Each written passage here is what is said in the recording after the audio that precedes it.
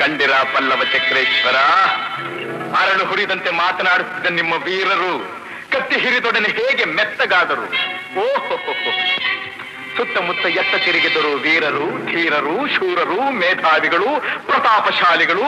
ಪ್ರಶ್ನಾವಳಿಯ ಸುರಿಮಳೆಯನ್ನೇ ಸುರಿಸಿ ಎದುರಾಳಿಯನ್ನು ನಡುಗಿಸಬಲ್ಲವೆಂದು ಭ್ರಮಿಸಿರುವ ನಿಮ್ಮ ಮಾತಿನ ಮಲ್ಲರು ಎಲ್ಲಿ?